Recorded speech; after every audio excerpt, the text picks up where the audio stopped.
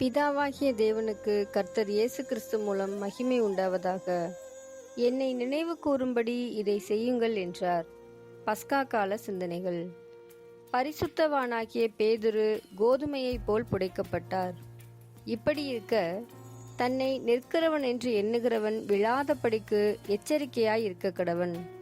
1 கொரிந்தியர் 10:12. அனைத்து கிறிஸ்தவர்களுக்குமான பாடம்.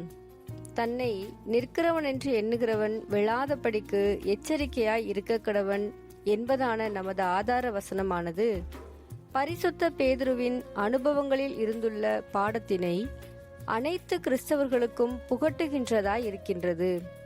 நம்முடைய சொந்த கணிப்பில் நாம் பலவீனர்கள் என்று இருக்கும் போதும் முழு விசுவாசத்துடன் நாம் கர்த்தருடைய கரத்தை இறுக்கி பற்றி கொண்டிருக்கும் போதும் தான் நாம் தேவன் தமது நித்திய குமாரன் வாயிலாக அளிக்கும் வல்லமையில் உண்மையில் பலவான்களாய் இருப்போம்.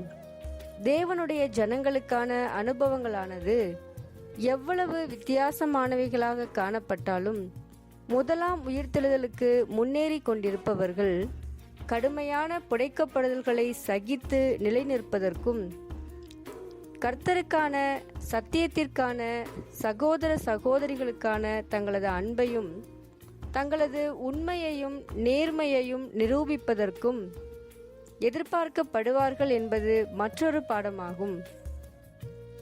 கர்த்தர் நம்மீது அக்கறையற்றவராக இருப்பதின் காரணமாக இராமல் மாறாக புடைத்தெடுத்தல்களிலும் சோதனைகளிலும் மற்றும் பரீட்சைகளிலும் நிலைநிற்க முடிகின்றவர்களே ராஜ்யத்திற்கு பாத்திரமானவர்களாய் இருப்பார்கள் என்பதினாலேயே புடைத்தெடுத்தல்கள் அனுமதிக்கப்பட்டுள்ளது என்பதை நாம் ஒருபோதும் மறந்துவிடாமல் இருப்போமாக. ரீபிரின்ஸ் 55:63. ஆமென்.